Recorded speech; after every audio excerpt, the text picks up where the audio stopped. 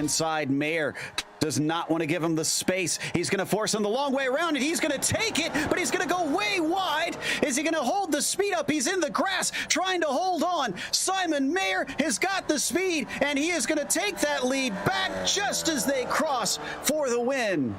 Is this enough to try and finally get this done into the Descida del Lago? He outbreaks him. He has the inside, but he can't feed it out because there's a car there, and Costa does it again, denying him, but fighting back. Here comes Tolanen, going to be on the outside, coming into the horseshoe. It's hard to try and make it stick the long way around to this one, but he's going to do it anyways. Another right-hander leading into this one. It's just the never-ending side-by-side battle, but he gets a shove from behind. Showed and Holly are now vying for the lead down the backstretch. Look at him all the way to the yellow line. Michaud covering him off. Holly backs it up. He is setting him up. Absolutely. I guarantee you right here. And look at how calm he is. Oh, no. That's a slowdown. It certainly is. And off to the bottom of the track. He doesn't have to play any games. Michaud is done for. And he looks in the mirror almost unbelieving of his luck. Here comes Beaufil. Beaufil going to look to the inside, coming into Brundle. Are we going to go 3 wide potentially? Is Ziti going to try and lift? He is, and they go 3 wide into the corner. But Luke comes out in front, and a little bit of acceleration at the wrong time for Beaufil. Puts him under threat. Down the inside goes Stetzel, through the bomb hole, and out the other side. Stetzel carries the momentum. Another right-hander now into Corum, and he's back through. Right on board here with James Holland in that Ninja Trader Esports AM machine. He may have a 2-for-1 going 3 wide down Kemmel. How about going to the grass to make it 3 wide, in fact? No one's backing off yet.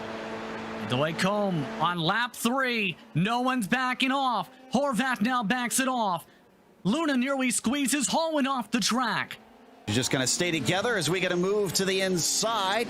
Levesque trying to defend on Ferguson, and Ferguson fights back out of the corner, almost banging doors as they come around the last turn. Here comes Mies as well, trying to take back some of the positions that he lost as they stay tight to the inside. Overall, the dirt and dust on the track and down into the first corner. We're going to be wheel to wheel, yet still Levesque around the outside. Ferguson, can he get the job done? Yet now he has.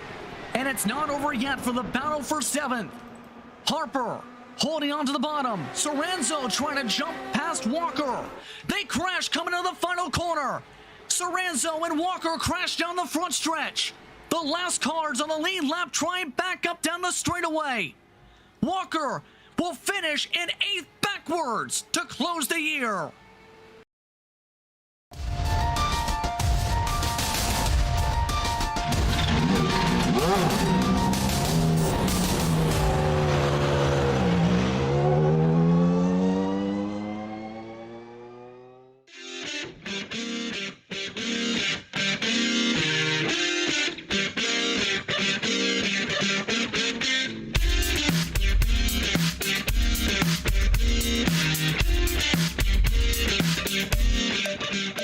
Last week, it was a triumphant return to action for the Big C's MX-5 Challenge.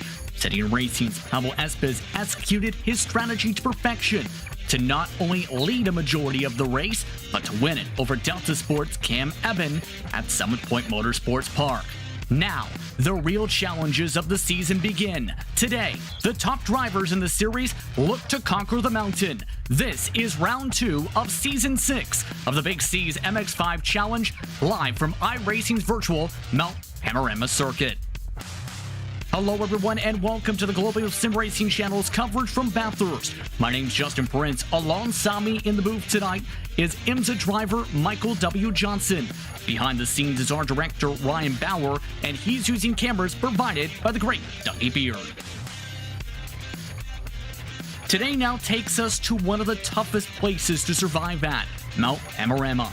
This historic Australian racing venue has been a part of the schedule just 3 times in Big C's history, with Marcel Pagenaud winning the first 2 trips in seasons 1 and 3, while multiple times series champion Robert Hartley took the checkered back in season 4. Let's learn more about this famous track with our GSRC track guide.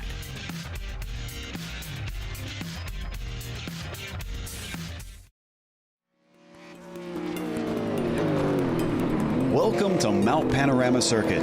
Most drivers simply refer to this place as Bathurst, with it being located just to the southwest of the city's major hub. But most ominously, and perhaps appropriately, it's been nicknamed the Mountain. With more than 500 feet of elevation change over the course of a lap, it's easy to understand why. Though originally built for racing, it's become a street circuit over time, with the track itself used for regular traffic and featuring residential housing all along the roads.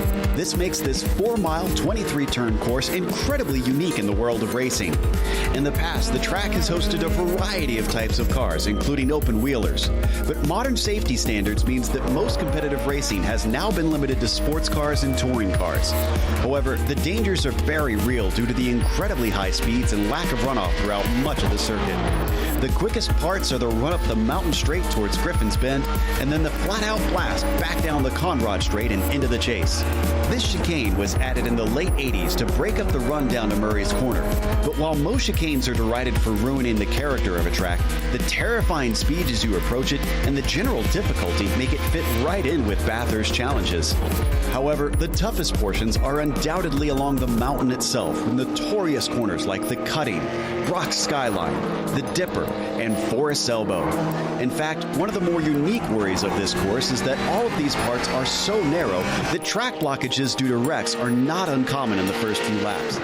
The Australian fans often line the fences and hillsides to witness the daredevil spectacle of drivers trying to claim King of the Mountain. You can't blame them with how rare of a sight a track like Bathurst is today.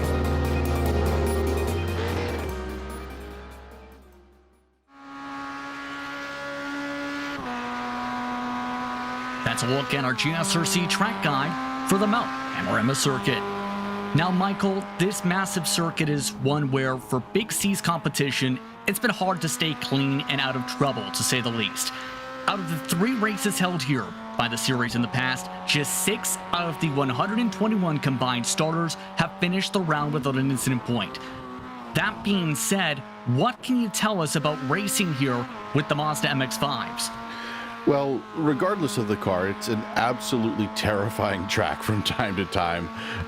It's kind of what I like to think of as a hybrid track. You have the tight and super tight close walls where you really need to push that car through that corner all the way up to where that last little layer of paint on that side mirror is in fear of its life.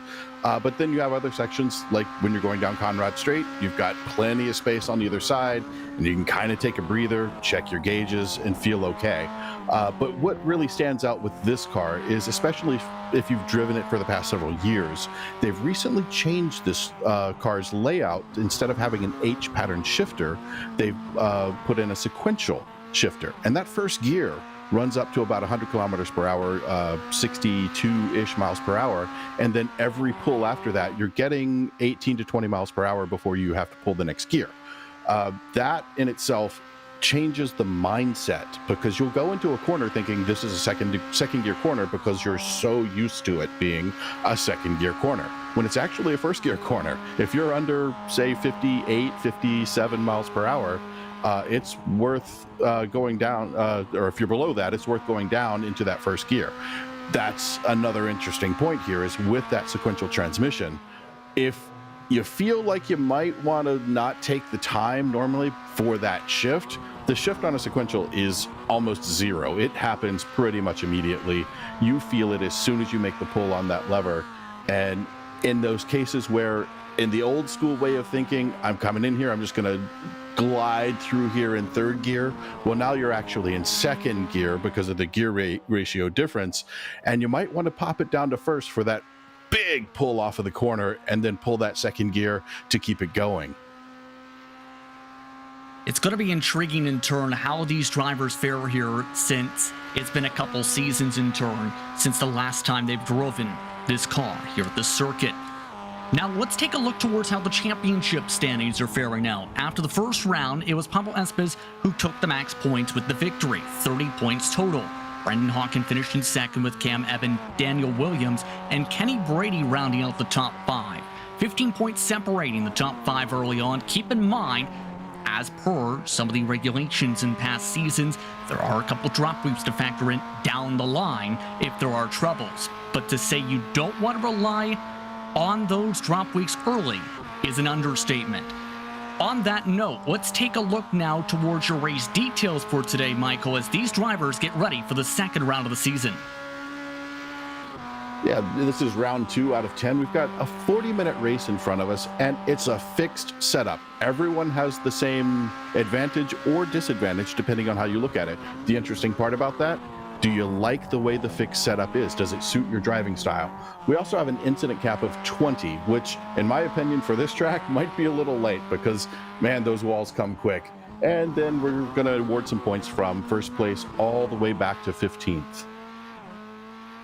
And that's why, in turn, because of the just top 15 points being scored, qualifying is so critical. Let's take the chance to look at your qualifying details presented by SH8 Shifter. SH8 Shifter uses only the best commercial plastics to create the high-quality 3D printed shifters you need to give it your all on the track. Their commitment to detail and durability ensures that you receive the perfect shifter. Find them on the web at www.shiftersh.com.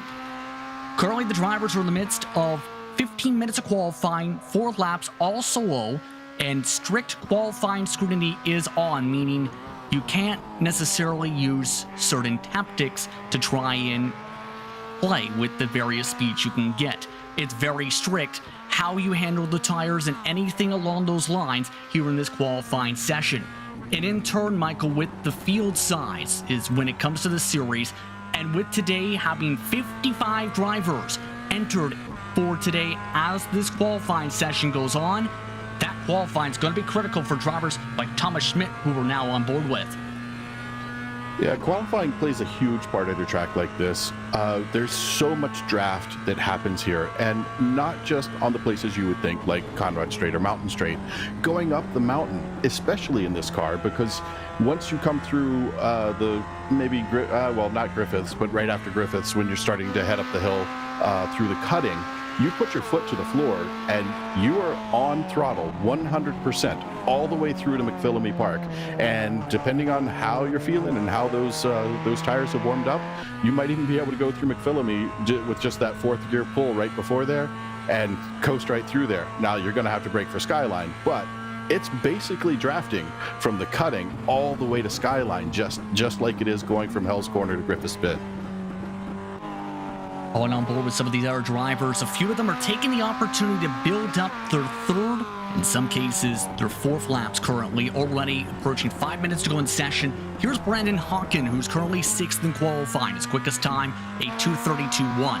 Drivers throughout the practices were hitting times solo around the 2:31.7s in preparation for today. And keep this in mind as well. First series regulations, default weather and day is in effect essentially for in-sim day, November 15, 2021. The weather conditions in turn, fairly cool. 81 degrees Fahrenheit track temp, that's 27 degrees Celsius. 78 degrees is the air temp with 25 degrees Celsius being the air temp with partly cloudy skies. And how you prepare in those temperatures is critical because one driver revealed the winner from last week, Michael.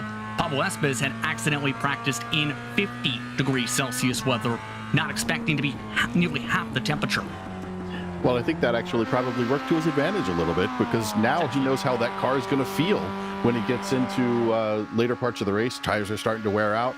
Well, now he's basically where he was with a 50-degree track temperature on fresh tires. So sometimes doing that, so let's look at IMSA, for example. When I'm doing a race, when I come out for the practice weekend, or the practices before the race weekend, we are on old tires, probably the oldest tires we can find. That's why if you look at our times in practice versus our times in qualifying in the race, you might see 2-3 seconds difference. It's because we have old tires, and that's on purpose. We need to be able to understand how that car is going to work in the worst possible conditions.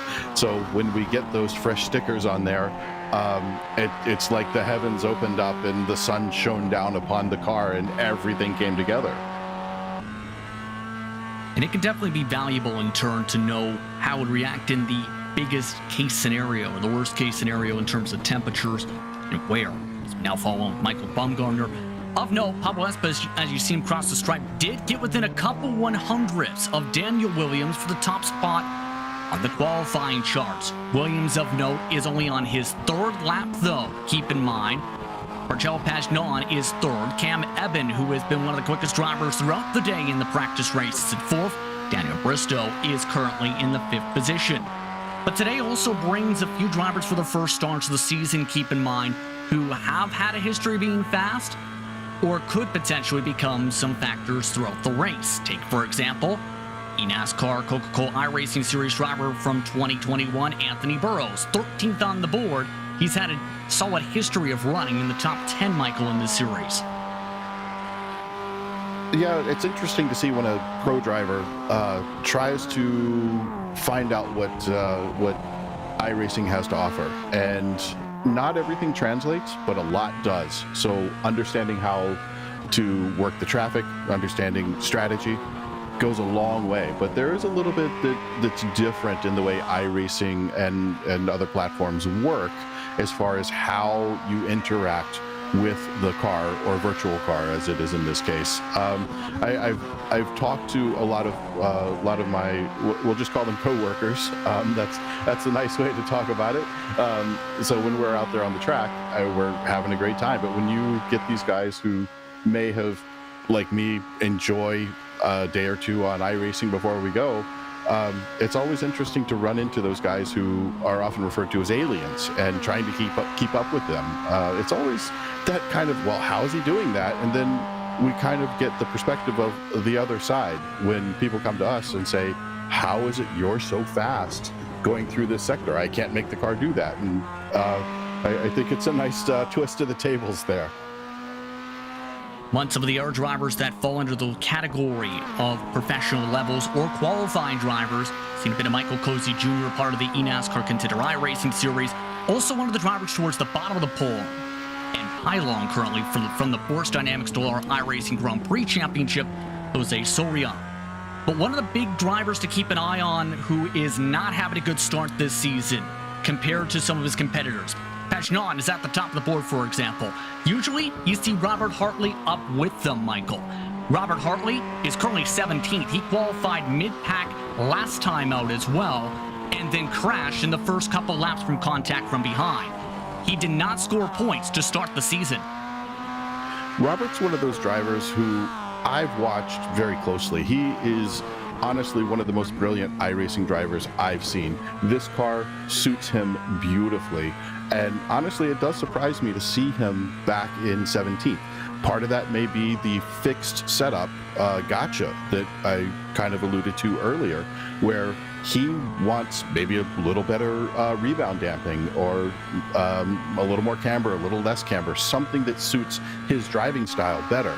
But when you get into a situation where you have a fixed setup and it doesn't suit you, you're kind of stuck and hoping for some luck as you get deeper into the race to go your way. You get a good draft, you get a good run up on somebody.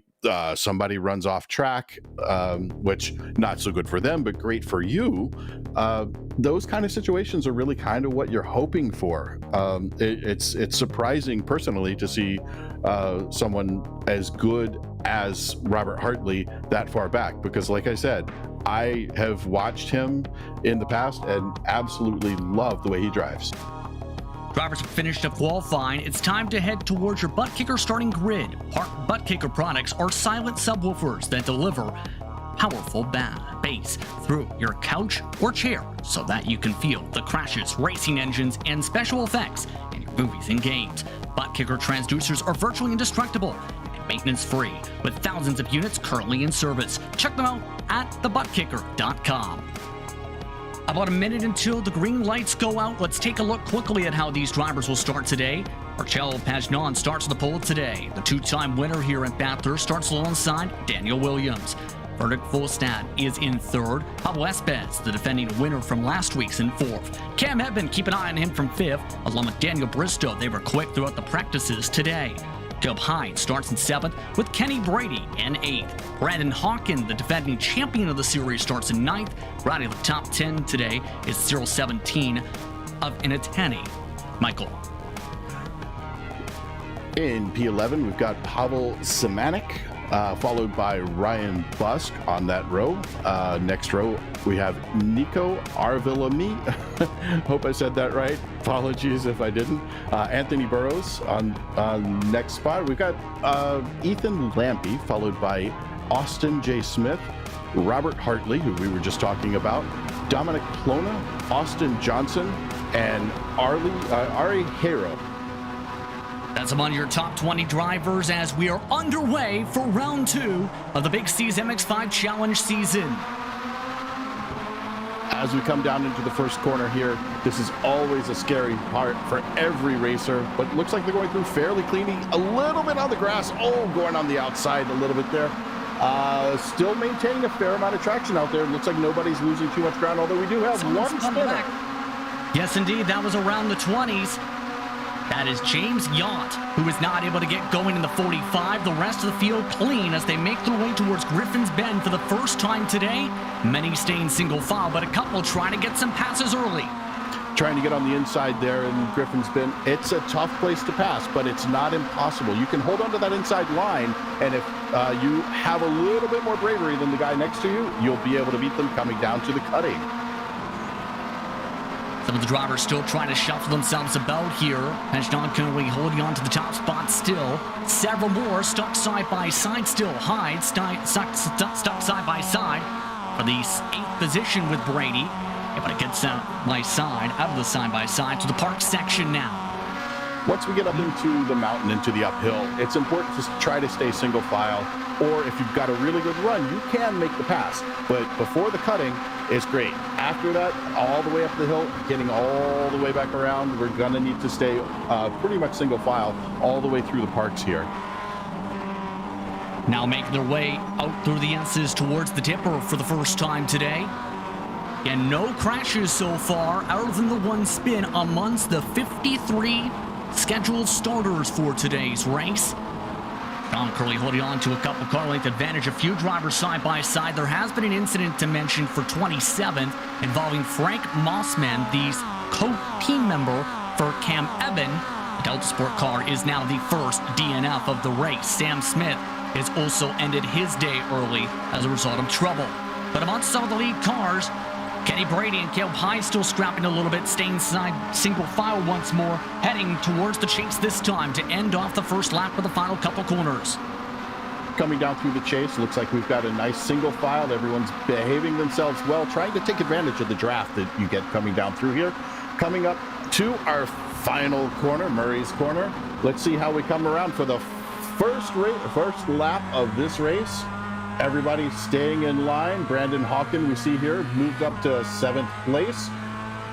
Coming up into our first corner, also known as Hell Corner, to head down the Mountain Straight. Now, Mountain Straight's going to be an interesting part where you really need to jockey for position getting into Griffin's Bend. Do you want to try to get up into that pass, or do you want to wait and follow him up the hill and catch him on the downhill side? It really depends on where your strengths are personally as a driver. And these drivers, keep in mind, in a lot of cases, you'll be thinking at the same time, Michael, about the fuel mileage, which is also very critical at a big track such as this. No moves amongst the top competitors currently. Will Stan elect and give the bump, if anything, to Pagenaud's back bumper. Williams now riding the back bumper of the second place car, while Cam Eben, along with Pablo Espez, stay single file close as well. Keep in mind, the fuel limit, we talked about it, going to be so critical to keep in mind. Around 3.9 gallons today. That's about 25 minutes, but that window is going to be more tighter on what lap you can go with how big the track is. Yeah, making sure you've got enough fuel to get around. There's so much full throttle time at this track. If you're not really paying attention to it, you're not keeping an absolute strict eye on how much fuel you're using per lap, you could get yourself caught a little bit on the back foot, coasting into the pit lane, which isn't good for anybody, especially the guy who's doing a little bit better on fuel economy, comes up behind you and still has some fuel to try to get through there. And I noticed this too, Michael, keep in mind for the strategy plays in the next few laps or so is a couple attempted to practice in a 20-minute test race. A couple of them, in fact, heading around 16, 17 minutes into the race itself. So there's the chance some drivers go for the undercut to try and see what they can do with a bit more space as some of these drivers maintain their distance and maintain the line. The undercut here is really going to be more of a traffic kind of idea for people who are used to watching, for example, Formula Out One. for the race lead, hold on. Daniel Williams has just elected up the road to send it for the race lead from the third position. He outbraked both the 24 and the 75. It's now 3 wide into Murray's corner. Backing off this time is Pagnon. Williams now takes the race lead today for the first time today. Smart move from Pagnon to pull out of that. You don't want to go 3 wide into any of the corners here, especially the final corner this early in the race. If that had been the last lap, I think he might have stayed there. But as we go through turn 1 here, we have a couple going 2 wide as we come down the mountain straight. And amongst them is Brandon Hawken, who is getting stuck side by side with Daniel Bristow. Hawken qualified back into the top 10, trying to find a way up towards his teammate in Pagnon, who is trying to get second back a couple car lengths up. Side by side for several rows. Now 3 wide behind to the back end of the top 10. They stay just about 3 wide in the corner. Bristow is sent nearly to the tire wall. Contact with Hawken. Hawken's lost a mirror. Into the wall. And Bristow with some significant right side damage as he tries to block the lanes. Oh, now it's getting pretty grisly out there. Everybody's trying to make a position for themselves. It might be a little bit too early in the race, but let's take a look at this replay real quick. Tempers flaring over the radio. Here's the look from Bristow. Taking a look to the right side, the other car is coming through. It looks like he just missed his apex a little bit, bouncing off the wall just a touch. It doesn't look that bad. Let's keep an eye on his pace, though, to see if he's able to maintain or if he needs to come in and get some repairs. There are 2 fast repairs available if need be. We'll see what the decisions now come into play as a result of that. But it's also split up the lead group in turn, Michael, because of that contact. Kenny Brady was the first of the drivers to dive underneath Bristow into the corner. The separation as a result of that bumping and banging, 1.1 seconds. That will change a bit because Folestad has just hit the wall coming out of the corner. Oh, that's not going to do well for him, obviously. Let's see how we look at the guys coming down Conrad here. Looks like we got a couple of packs trying to stick together. We're going to probably see a little bit of infighting going on, but if they're smart, they're going to stay out of the fight to try to take this to the end of the race. There has been a couple bits of communication over the radio in regards to that from 6th on back currently. See if they end up executing that play, as here's Ryan Busk, who has been among one of the more active drivers from these practice races in preparation for the points-paying race such as this one. He's been amongst the top 5 in many of the practice races so far this season. Busk looking like he's doing a good job being a smart driver here, not trying to go too hard. Same with Brandon Hawken. Brandon's been up to 7th, I think maybe 6th place, but kind of bouncing around, not fighting too hard. We have 32 minutes left in this race. That is an eternity, especially at a racetrack just like this one. Plenty can happen, let's put it that way, when it comes to this type of a racetrack. We've seen massive incidents separate the race lead in the past to winning margins of 13, 14, 15 seconds or so the first 2 times here at Bathurst in series history. Then the most recent was within 3 tenths. It could be any range of spectrum in turn for the race. Keep in mind as well, the lead pack, 1st to 12, is 4.6 seconds to separation. Yeah, these guys are keeping it tight. I think there's some thought about, oh, let me try to make a little space here. But honestly, with what I was talking about before, how the draft really affects you on this track, you've got to stay close enough to the car in front of you, but not too close where you're going to really mess them up or mess yourself up. It's draft city, all the way up the hill, all the way down the hill. Here's a look from Kenny Brady. You can see just some of the wheel work he has to put in to be able to handle some of these bumps and try and ride some of these curves into the corners. A couple are actually starting to lock up the brakes trying to make it through the section here. Near contact with the wall again for Folestad. And a nice slide of the car going through the dipper right there. It is kind of one of those turns. It's an iconic corner. but you have to set the car up that you just float through it. And it looked like he really got a good piece of that, slid right out to the edge of the wall and was holding onto it perfectly. He's not getting gapped that much by the car in front of him, who is that? Is that Paulo Espes? No, sorry, who is that? Next car behind Fullestad is Brady. Espes is the car in front of Fullestad. That's the reference too. Keep in mind, as Brady now shuffles past the 37, in fact, to move up to 5th position. That looked like it might have been a little bit of cooperation going on there, and there's some communication. I can't hear what they're saying, but a little bit of communication there. Probably, hey, thanks for making that pass easy. Let's work together. Let's stay in this race. Let's keep up with these guys. And the racing style, keep in mind too, compared to the first round, is much different, with this being a very difficult track, first of all. But second, at some point, they were swapping for the lead constantly, for the most part, outside of Espes, who was able to get the most laps, led that race by being able to take advantage of a lot of the swapping before they went to the fuel save mode, before it got back to the swapping for the rest of the race. This race is full fuel save right off the get-go. Yeah, I'm one of the staff instructors, actually, at Summit Point, and I can tell you, you can pass inside, outside at every single corner there, and it's always a fight to be in the lead when you're coming around turn 10. There's not enough space to make that pass on the draft for turn 10. As we watch coming up to the cutting here, we might see, it looks like guys peeking out just a little bit. Is there going to be a try for it? Nope. I think we're going to be behaving ourselves as we come into the cutting for our next lap up the hill. The driver has just been black flagged as a result of some of the early attrition. As the lights go on, Roland Gill will have to come in to serve a penalty. Currently scored in 31st position. Was involved with contact with the number 16. That is Thomas Geisler from the early goings of this round. Meanwhile, Williams is currently holding on to the front of the field still. Anthony Burrows, keep in mind, is the lead car in Pack 2 in 13th. That is a separation of a few seconds, but Williams has just tanked the wall. Williams has just tanked the wall, going through the S's with the rear of the car, and now his mirror is damaged. Mirror damage might help him, but hitting the rear, we'll see what happens to him as he goes into here. Let's watch the replay as he comes up. Oh, gets a little bit of extra curbing here, and just try a little bit too hard. Coming through here, gonna drop in as he comes out. Oh, and a hard hit. Now the big question is, can he hold on until the pit stop window to be able to get the fast repair to fix any potential damage there? He holds on to the lead currently through the chase, but there's the side-by-side that has seen Cam Eben move up to second, with Pagnon now up to third.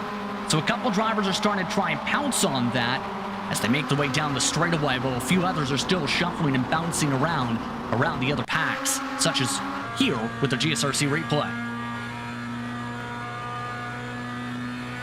This is Fullestad. This is the battle that's been going on for about 8th or 9th position around the racetrack. And this is the run through the chase where it's been an adventure.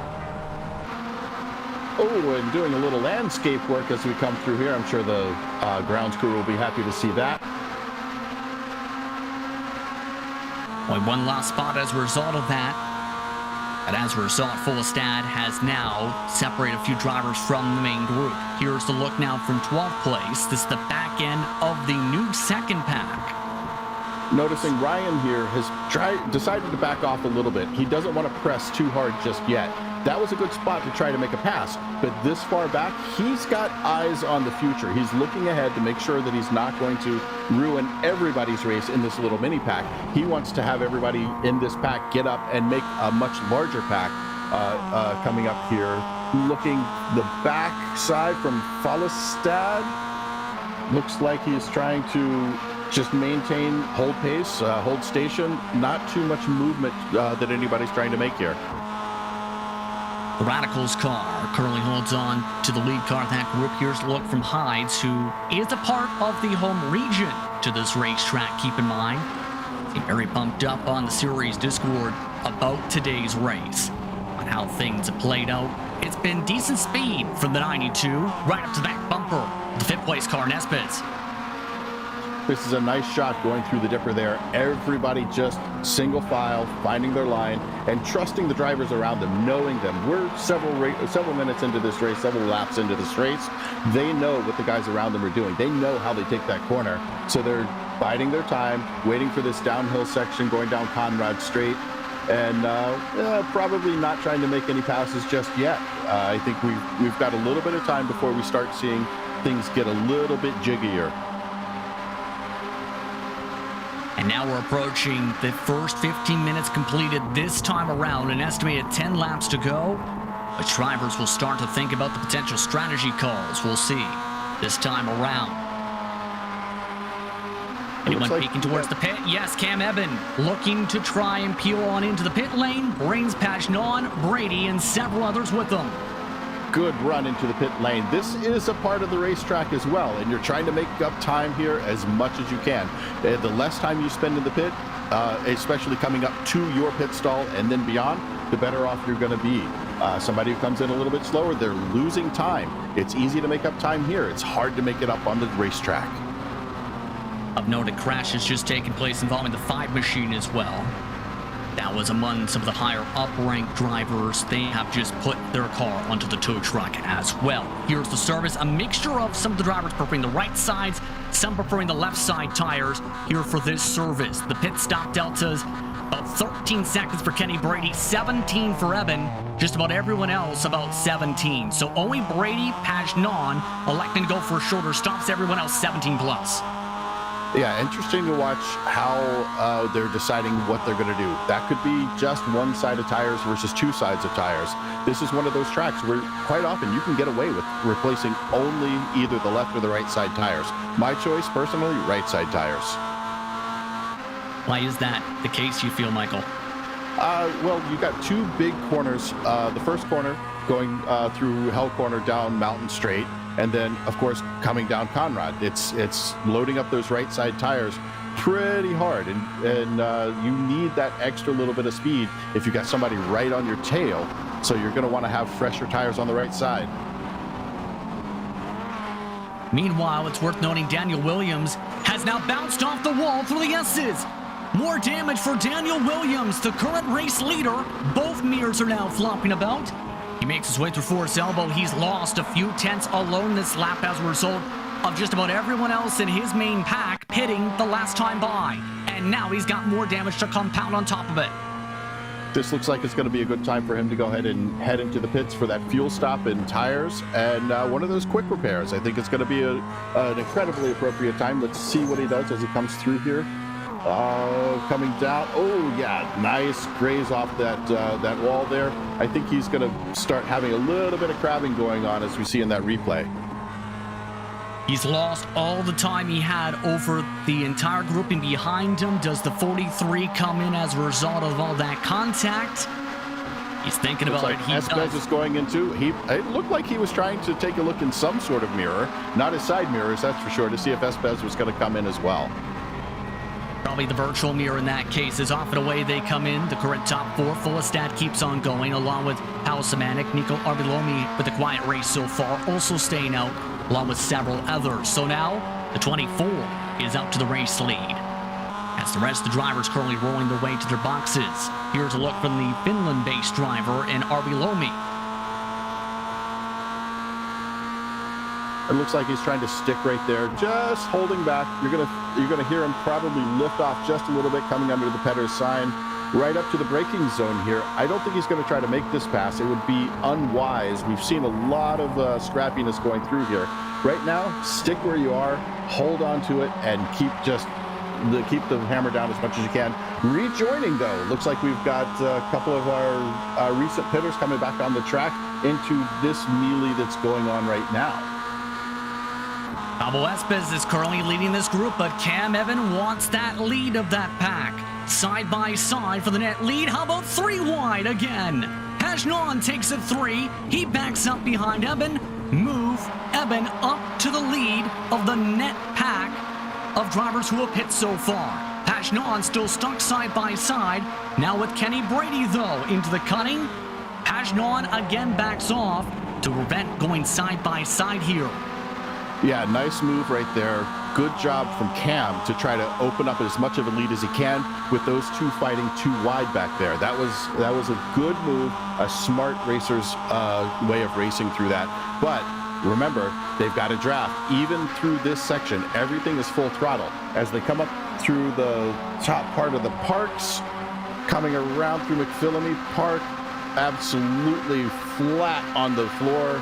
And now it's time to brake. Let's see how everything closes up here. This is all about holding onto the brakes and not letting that tail end swing around as much as Cam seems to want it to. But hey, Cam's a great driver. He's got hold of that. I think he almost likes it better when it's swinging around like a pendulum. And keep in mind, Cam Eben was so close last week to try to find his way to victory lane. He's been solid in the points in the past, Michael. Couple third-place finishers in the championship, but he's never taken the checkered flag for a round. Evans looking like the preparation's definitely playing into a factor here, now being in front of Espes after the strategy call. Yep, we got Cam trying to lead this pack down the hill. I think they're going to try to stay together. We might see a move there. It looks like Paulo Espes might be trying to at least insert a little bit of dominance onto Cam. Try to make him a little bit nervous going into the corner here as we come up to Murray's. We'll see how it works out in the braking zone as this little pack comes down in here. We've got a nice look, looking to the right side. Oh, nice defensive position from Paulo. Good run out through the final corner across the start-finish line. Looks like we've still got Cam, even though the position that we're showing him in, he's effectively the leader at this point when we look at the rotation through the pit stops. Keep in mind, all the drivers that are amongst this group you're now following along with, this is 1, 2, and 3 on the board. They're currently only upwards of 29 seconds away from the rest of the pack that have already come in pit. So they are likely to cycle behind for those positions. Speaking of positions, though, Espes trying to peak for one. Evan keeps his line. Espes no run. Brady can't get side by side. I'm not sure if that was a peak or if that was a defensive position, because there was a really good run coming up on there where Espes was looking at Brady coming up in his mirrors thinking, that Fortnite car, he's really got a move coming, but right up on his bumper as we come through the cutting, working the rest of the way up the hill. This is going to be an interesting little run after McPhillamy Park coming down. Let's see how this works its way as we come the rest of the way through the parks here. You know what's coming up in front of them, though? Traffic. And you talked about the traffic management a bit. This could be tricky because the next pack is the current 8th on back grouping, led by Jose Soria. Those drivers are cutting the corners right now and battling side by side. They're within 10 car lengths of this entire main pack that have pit. Yeah, it looks like we've got Cam leading the group down onto these guys, catching them at a pretty fast rate. As we watch Michael Cozy Jr. right up on the bumper, trying to make his position known. But if we look back at Cam is closing up very quickly. He's bringing that entire pack of essential leaders with him. Well, I think we might be seeing some pit stops from the lead pack, as it were, right now. In this time, Fullestat, Semanik are below me, so the first, second, and third place cars. Evan, meanwhile, now having to deal with traffic management. Cozy Jr. off into the grass. A big checkup for the lead group. Espes to the right. Austin Samar now going to the left along with Cozy Jr. as most of that pack comes into pit.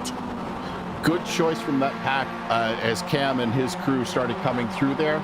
They were kind of forced into position at that point. I think it may have been a last-second decision of, hey, given where I am, it would be smart to get in here, or maybe they were planning on pitting at that point anyway. But either way, good move to go ahead and dive into the pits at that point.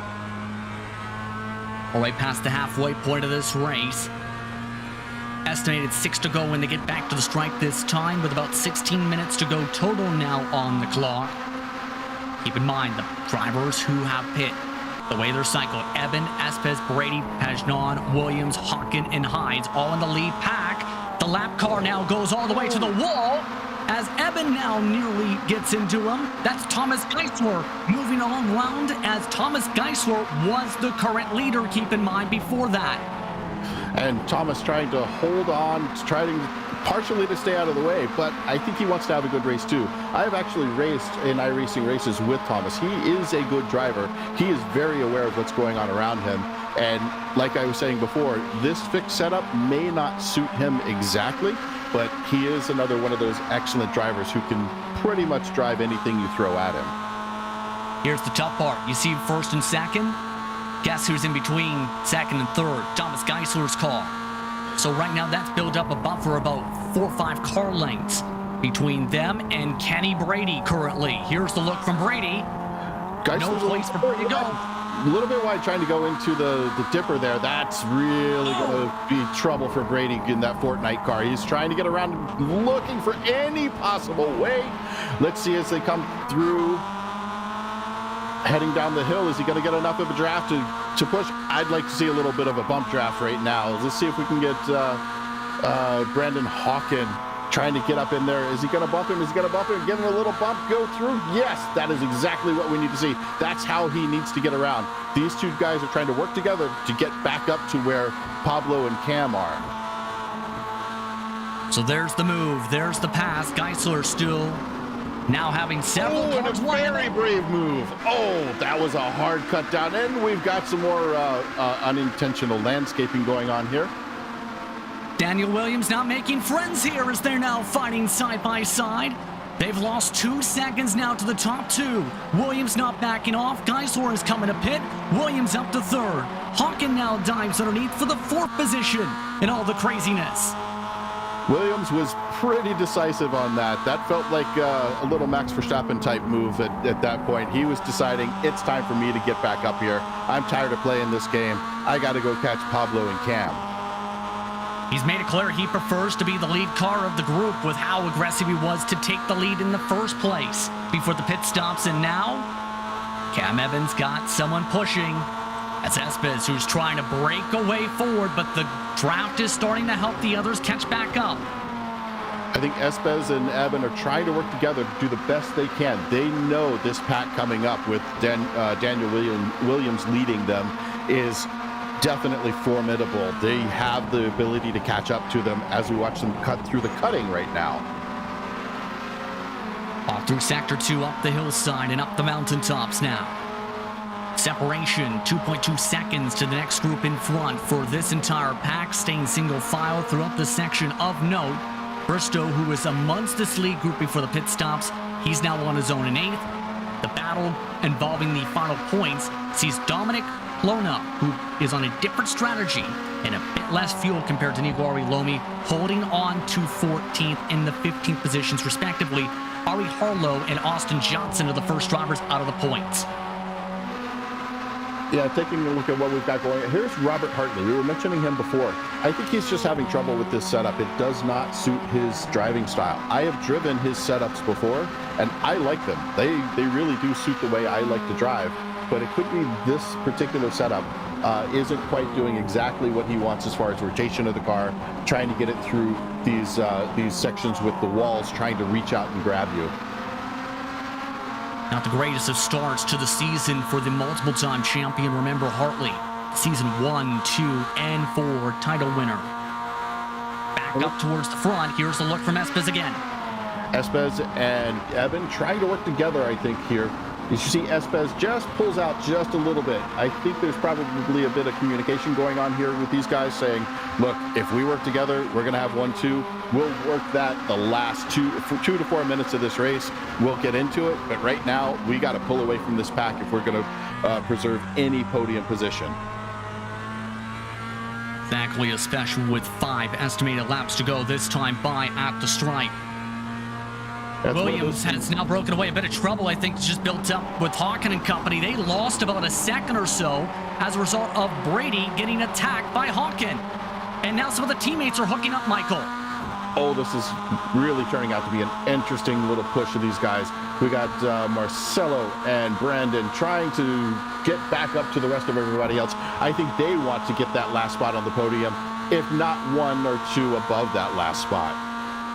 Those yellow, black, and red cars, those are SRC Movano Corsa machines. Remember, in past seasons, Michael, that was the dominant team for many of the series' events. And now, it's looking like they want to hook up and get ahead here to try and get their own team in those podium positions rather than stay behind the non-team cars. Right now, it looks like Brandon is still about 1.3 seconds off of Daniel Williams in front of him. That is close enough where when they go down Conrad Straight that they can close up a good bit. And continuing to work together, Brandon and Marcelo with Hides right behind them, that trio could very likely catch up, even bringing Brady along with them, I think.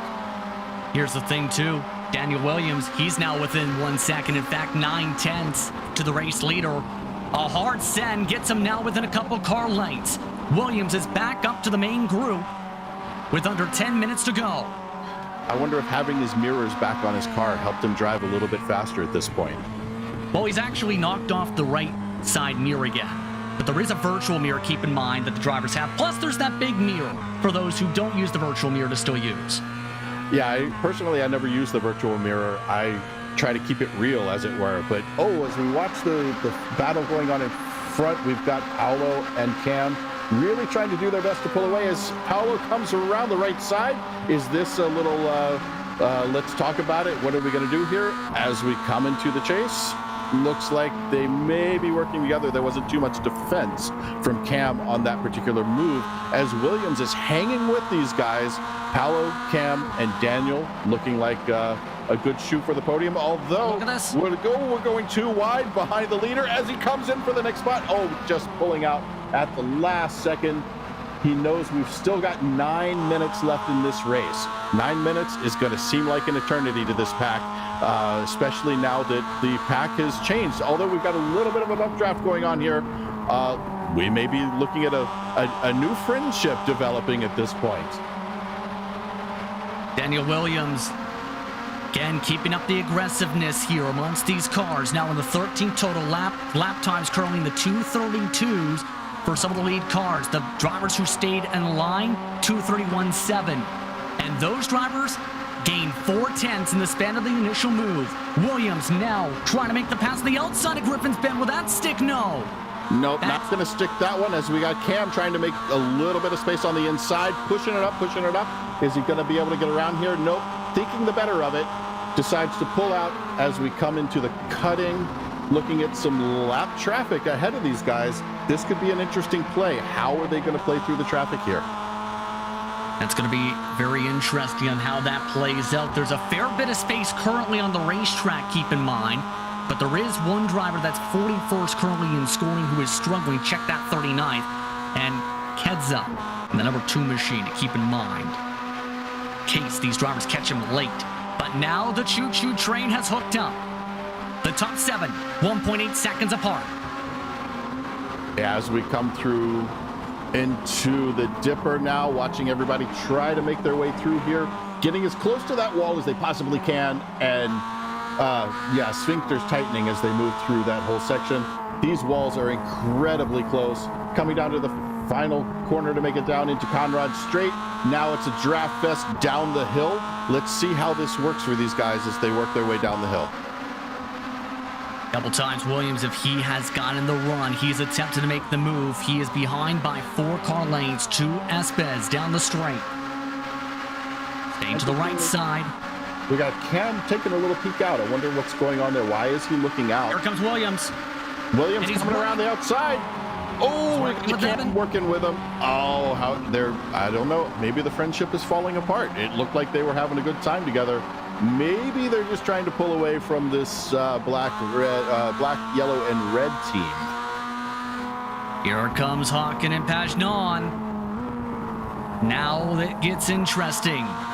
Under 7 minutes to go. Evan now under attack by Brandon Hawken along with Pagnon for the battle for the podium. Yeah, this is turning into quite the battle. That pack has caught up. Now we've got a much bigger pack. They were trying to go just for the pair of them. Then Williams came in, became part of that pair, made it a trio as we head down the mountain straight. into Griffin's Bend. Is somebody going to try to make a move here? Looks like protecting that right side, doesn't want to give too much away. Sliding over just a little bit at the end as Pablo Espez looks like he's in a difficult position, but makes the best of it. Coming through. Cam is deciding, hey, we're close to the end of the race here. I'm going to make a move at a smarter point. Evan holds on to the third position. Last driver in this group, by the way, is Brady, but Evan now is taking a big move into the cutting. Evan with the pass. Wow. Oh, nice pass. Good move. Interesting choice, letting Williams go, possibly trying to work together with this group to maybe bump draft as they come down the hill. Actually, you can even bump draft a little bit coming up the hill here. Just make sure you're not too loaded up on one side. That will send one of these cars around. Daniel Williams now with a big buffer for now, as here's the look from Pagnon. Now passing McPhilmy Park up to Skyline once more. These drivers start to back up for the hillside's downward portion. Skyline into the dipper as we watch most of these cars try to turn themselves into airplanes with no wheels practically touching the ground. Coming in here, we're setting up for the long run down Conrad Straight. Do we have Hides maybe trying to make a last-minute, somewhat local move here? We'll have to see, especially with how this is playing out now. They're coming up to an estimate of 2 laps to go, Michael. This time by, keep in mind, under 5 minutes on the clock. Eben trying to build up the run. Does he take the run this time? No, he gives a bump to Williams. Looks like he wants to try to run it away with Williams and then have a battle for the two of them. But I got to tell you, Espez, he has his eye on the prize. He's running absolutely perfect lines, watching what he's doing as he comes up here.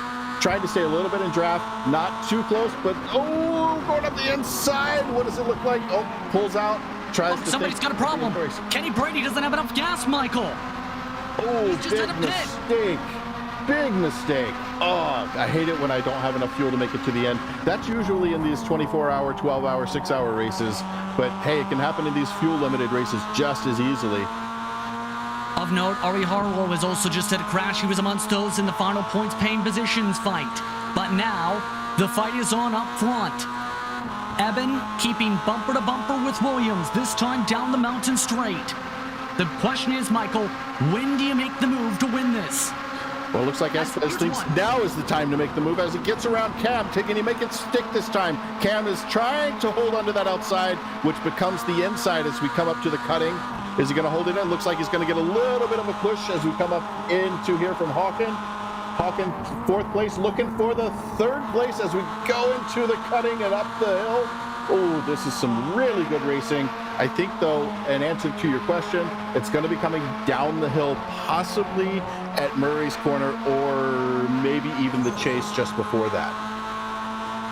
Which position would you rather be in at this point, though, to be able to hold on or try and get the race win at this point? Because it's been crazy everywhere. Well, for me, if I've got Cam in front of me, I want to be in front of Cam. He's just too good to try to pass, and you've got to wait for him to make a mistake. But also, we're looking at Williams here, just trying to hold open a gap, letting these guys behind him fight. I would stop fighting. I would be sitting in 3rd place. I'd want to be where Espez is. I think he is absolutely in the catbird seat at this point. It's his race to lose, especially with the way the draft works at this track. You're going to have these long times of full-on throttle, and if you can stick in somebody's draft for that last lap, which it looks like we're going to be on the white flag lap as they cross start finish, coming down Conrad Straight right now, setting up. Ooh, are we going to see a pass at this point? Looks like Cam is trying to get his nose out there. And Espez bringing the nose through just as well. Oh, this is going to be a great finish to this race. Oh, late on the brakes from Williams. Williams tried hard to keep it. Here comes Marcel Pagnon and Brandon Hawkins' chance to make the move. Expecting the white flag this time. Under a minute and 30 seconds of contact. Williams gets hooked around. Pagnon goes off in the grass. White flag this time. Oh, and there are some words being exchanged. I can imagine what they might be, but we won't say them on the broadcast here. Tempers flaring after that contact, but now it's down to 4 cars to decide it. Here's a quick look at what just happened. As they come in, we've got two groups, too wide, coming into Murray's corner. This is a tough place to go. And then just trying to make space. Don't know what happened exactly, but that had to be just heartbreaking for everybody involved as we are on our white flag lap. This is the final lap. Leaders now side by side. It's Brandon Hawken going for the send. Espes sticks to the bottom. Eben bounces up to the left side. Side by side, heading off to the cutting once again.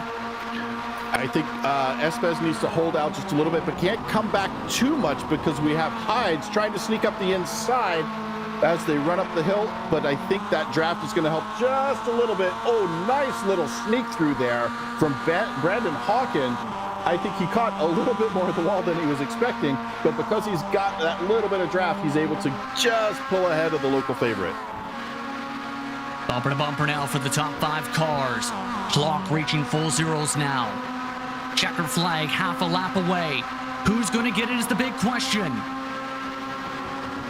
Oh, this is tough as we come through Skyline into the Dipper. We're going to see how these guys try to line up. You're going to see them coming through Forest Elbow and really making that final set. This is the final chance. Coming into Forest Elbow to head down Conrad straight into the chase.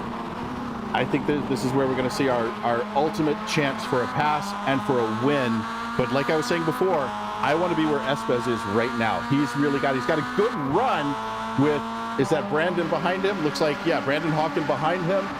Probably just a little bit too far back, trying to make that run up on Eben. Eben goes to cover the grass. Espes blocked to the grass, side by side, 2 by 2 for the race win. Now nearly 3 wide. Hides taking a peek. We've got a double here. They're going 2 wide and 2 wide. Oh, following him. Oh no, we got contact. Cam Eben goes around. Oh, that's got to be rough. As it's we not have over the yet. local favorite going in, and Espes going for the lead, but Williams trying to get in there too. Where are we going to set up here? Coming into the final corner. Williams trying to get the run on the left side, on the right side. Espes on the left side. A drag race. Williams takes the victory at Mount Panorama Circuit. Brandon Hawken third, Espes in second. Wow, just an absolute fantastic catbird position for Williams to be in on that one. I thought Espes had it. I was where I would have wanted to be, but I think Williams saw the development of that spin back there from Eben and did exactly what he had to do to go for the win. Here we look in the replay. This is from Williams' position as they come up into the chase. Yep, coming into the chase. Hard under the brakes, watches that 2x2 as they're going in there. What do you do now? You wait for somebody to mess up. Oh, a little bit of a touch as they come through the final corner of the chase, but gets a beautiful run coming down into Murray's corner and is able to just hold out. That is a masterclass in last-second braking, but I got to give props to Espes as well coming through there. Even bouncing off that inside curving, did not run into Williams. That's really good control of the car. The winning margin, 0.090 seconds, by the way. Here is another look from Eben, and that was a massive block. One of the biggest blocks we've seen in series history down the straightaway. Yeah, still a legal block. He's made the move. Should have been expected. I see as he was making his move in there. I don't put any blame on Eben for that one. It'll be interesting to see if the stewards have a different opinion of that, because the commentators, we have our idea, but it's really up to the stewards in the end.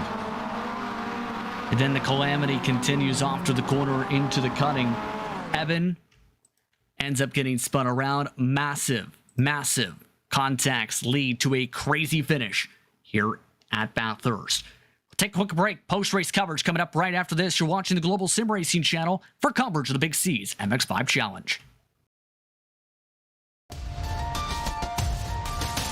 Covering the inside, Mayer does not want to give him the space. He's going to force him the long way around, and he's going to take it, but he's going to go way wide. Is he going to hold the speed up? He's in the grass trying to hold on. Simon Mayer has got the speed, and he is going to take that lead back just as they cross for the win. Is this enough to try and finally get this done into the Descida del Lago? He outbrakes him. He has the inside, but he can't feed it out because there's a car there, and Costa does it again, denying him, but fighting back. Here comes Tolinen, going to be on the outside, coming into the horseshoe. It's hard to try and make it stick the long way around to this one, but he's going to do it anyways. Another right-hander leading into this one. It's just the never-ending side-by-side battle, but he gets a shove from behind. Showed and Holly are now vying for the lead down the backstretch. Look at him all the way to the yellow line. Michaud covering him off. Holly backs it up. He is setting him up. Absolutely. I guarantee you right here. And look at how calm he is. Oh, no. That's a slowdown. It certainly is. And off to the bottom of the track. He doesn't have to play any games. Michaud is done for. And he looks in the mirror, almost unbelieving of his luck. Here comes Beaufil. Beaufil going to look to the inside, coming into Brundle. Are we going to go 3 wide potentially? Is Ziti going to try and lift? He is, and they go 3 wide into the corner.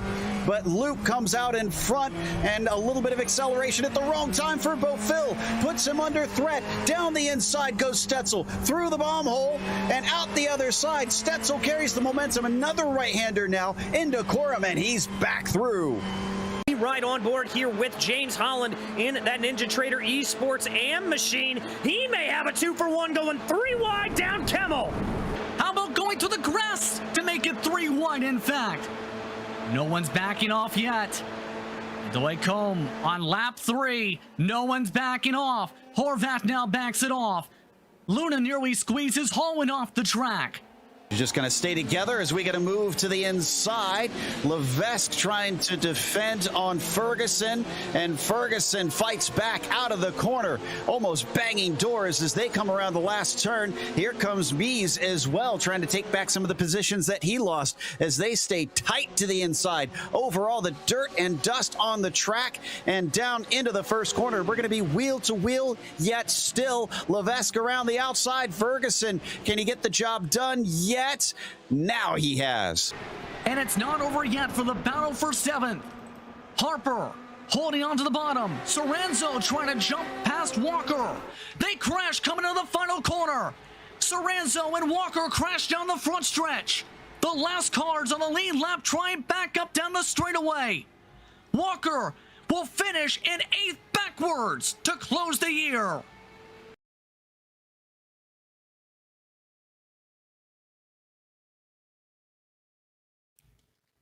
Welcome back to GSRC for today's minus 273 post-race show.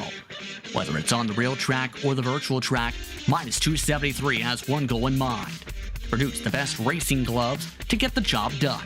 Unmatched comfort, durability, and style, their gloves will leave your old ones in the dust. Find out how they can help you by visiting minus273.biz. The fireworks and the gloves definitely came off all throughout the final couple laps of this one.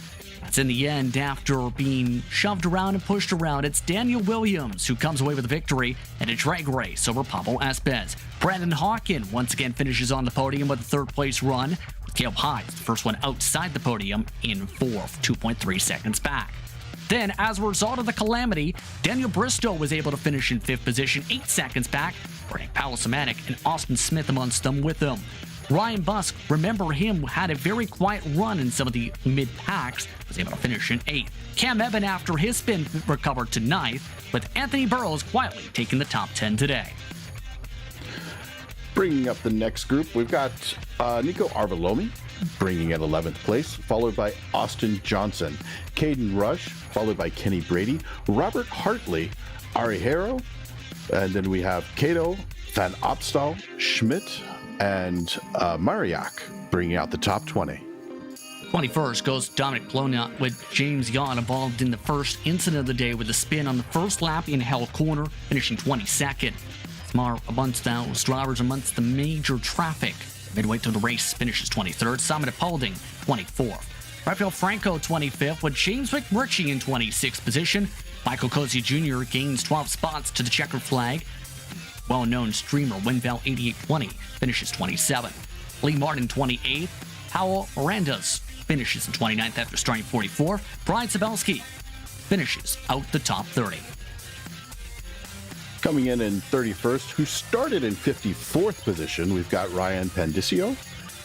Behind him, we've got Prem, Munoz, Geisler, Kedzia, Baumgartner, Pajnan, Martineau, Boucher, and Follestad.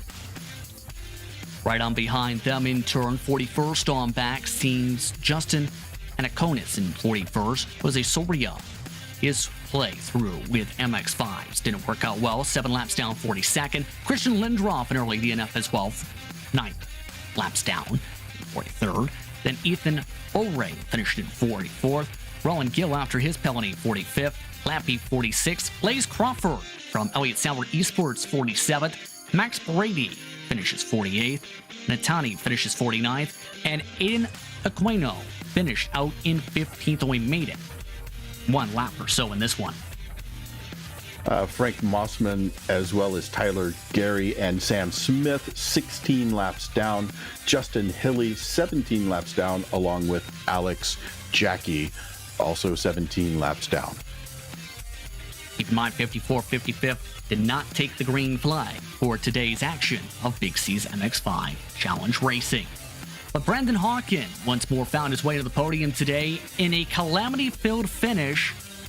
Brandon, the final lap in a third was absolutely hectic. How would you describe it from the driver's seat? That was that was something else, I'll tell you, man. I don't know what to say about that. That was just all out chaos. They were going into the last couple corners. It was a pretty physical race overall. A lot of door banging, a lot of rubbing here and there, and coming into last straightaway. I tucked out of the draft just a little bit just to see if I could get a run, maybe make it 3 wide up the middle, and then I think, I was kind of like looking in front of me and behind me at the same time, and Caleb was able to get to my right side. I couldn't go 3 wide there, so we ended up going 2 by 2 going into the that final S there, and it looks like. Look at the Cam sent it in for all he had. So did Pablo, and they made a little bit of contact, and it looked like there was an accordion from there. So, that was just really hard racing from everybody, and wow, that was quite a finish for sure. Yeah, it absolutely looked crazy, but the main thing I noticed too was the teamwork you were attempting before that last lap too with Pajnan. How would you describe that, where you guys worked hard to be able to try and set yourselves up to be in position for the bumping and banging finish? Yeah, we had an opportunity there to make a couple positions. I think it was just before the final corner. And unfortunately, I think coming down the back straightaway on the final lap, it would have been really cool if we could have linked up and bump drafted by, I'm not sure what place we were in at the time, but if we could have gotten the lead from that and then fought it out between the two of us. But it didn't quite work out that way. But man, that was just you couldn't predict what was going to happen. So you kind of just had to just take things as they went, and unfortunately we couldn't be together there at the end, but we had a really good run there, catching back up to the lead few, and it was a really fun race. So really good teamwork there. Fortunately didn't quite work out, but I'll take a third, because it could have ended up a lot worse for sure. So as a result of today, a solid points finish for you in turn, Brandon. Now, staying lockstep essentially with Pablo Espez. The next race, though, goes over to Sebring. Your thoughts on going over to that racetrack, which could bring a fairly different style of racing, obviously. Yeah, probably be a lot less draft heavy. I'm assuming there will be a little bit more, some more breaks in the field, so we probably won't have like 5 cars going into the same corner at the same time, beating off each other. But it was. I think Sebring will be really interesting to see how that plays out, because it's quite a bit different of a track from Mount Panorama. So it wasn't my best track last year, but we'll see if we can get the job done, and looking forward to it, because it's a lot of fun here. So. Anyone you want to thank for the run today?